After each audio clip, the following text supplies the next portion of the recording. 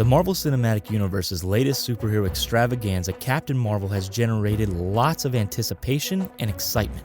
The fact that it's the first MCU movie to feature a solo female hero has led to a lot of attention and some unfortunate criticism. It's also a period piece set in the 90s, a part of the MCU's history that fans haven't seen before.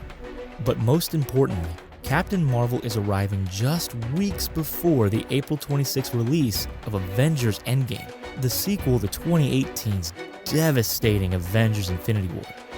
That makes Captain Marvel ripe for scrutiny, leaving fans with hopes of uncovering even the smallest clue about how the MCU's newest hero may fit into the Avengers.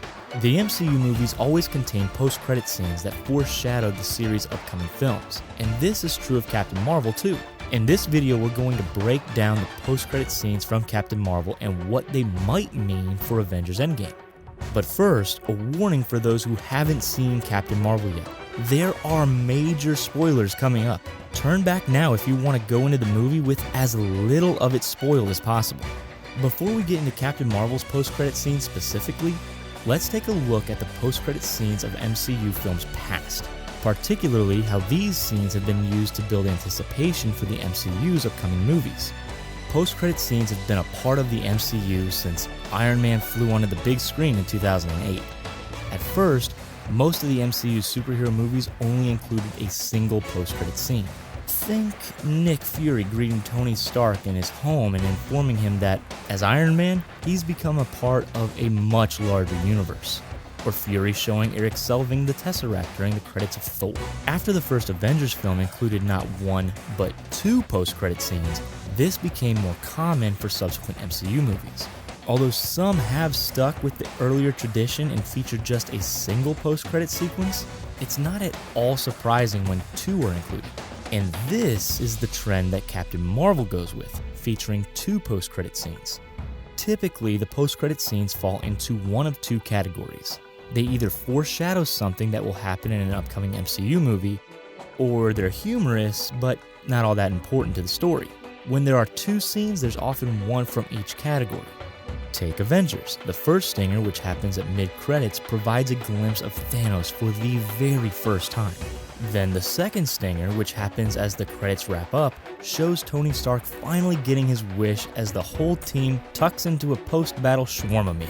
Captain Marvel's two post-credit scenes more or less fit this pattern too. The first scene will appear mid-credits and shed a little light on what we can expect when Avengers Endgame comes out. And the second is sillier and appears after the credits end. In the past, the first post-credit scene might either be shot specifically to appear in the end credits of the movie in which it appears, or it might be a snippet from a larger scene that comes from another upcoming MCU movie. For example, in Captain America Civil War's post-credit scene, we see Steve Rogers accompanying his bestie Bucky Barnes to Wakanda. Rogers thanks T'Challa as Bucky is put back into cryostasis to stay until his Hydra mental programming can be undone. This scene foreshadows a post-credit sequence in Black Panther, but is only seen in Civil War. In contrast, Doctor Strange's mid-credit scene is part of a sequence from Thor Ragnarok, which had yet to be released when Doctor Strange came out. In the out-of-context scene, Thor informs Doctor Strange that he's looking for his father, Odin. The scene serves as a teaser conversation between the two heroes in its entirety.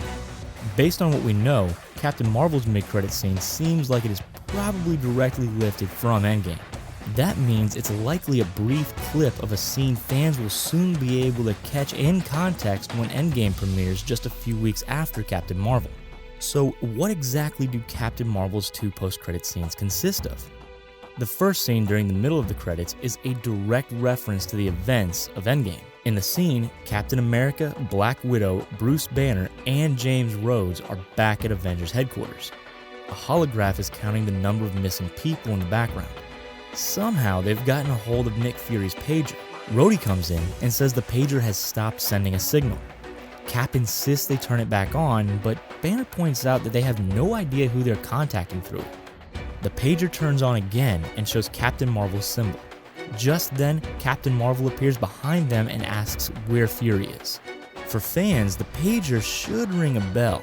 It connects back to the post-credits scene at the end of Infinity War, which teased Captain Marvel's impending arrival. Fans will remember that at the end of Infinity War, Thanos was successful in assembling the Infinity Gauntlet. He then issued the snap that wiped out half of life in the universe. This included a number of Avengers like T'Challa, Groot, Scarlet Witch, and Peter Parker. While we don't see Maria Hill or Nick Fury throughout Infinity War, we finally catch a glimpse of them in the post-credits scene. As they drive in New York City, Thanos' snap reaches them. People around them start to turn to dust.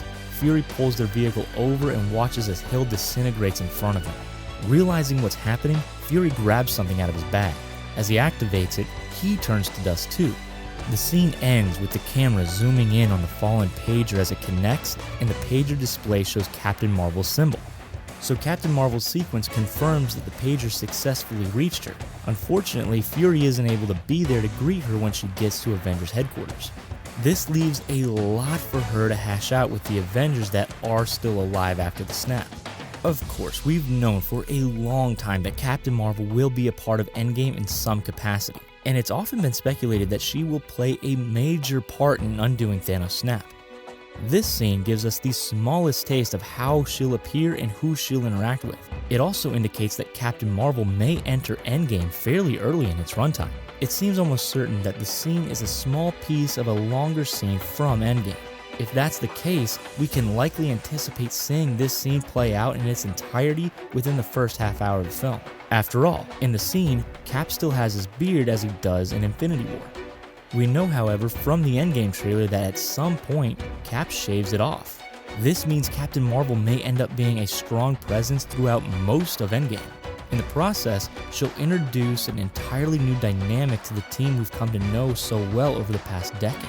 This possibility may also fill in some question marks brought up by Endgame's official trailer and Super Bowl TV spot. In the trailer, Black Widow explains how Thanos exacted his dastardly plan to someone, but everyone else in her orbit would know exactly what happened. So is the person she's talking to actually Captain Marvel? Even more intriguing, sharp-eyed fans noticed in the 30-second Endgame TV spot during the Super Bowl that there was a quick shot of a scene that looked curious. In the scene, which appears about halfway through the commercial, Captain America, Black Widow, Bruce Banner, and Rhodey walk outside of Avengers HQ looking up in the sky. While what they could possibly be looking at is head-scratching enough, there's also a noticeable gap in between Banner and Rhodey. It could just be an unusual choice for the shot's composition that the directors didn't feel was worth reshooting, but there's also another explanation. Could there be a fifth person in the shot?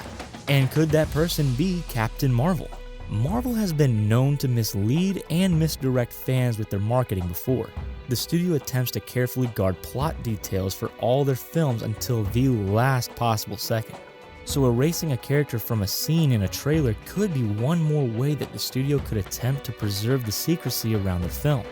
Either way, with this post-credits scene from Captain Marvel, we now have hard confirmation that Captain Marvel is joining the Avengers. Will the other Avengers accept her help? Will they trust her to work with them? And will she trust them in return?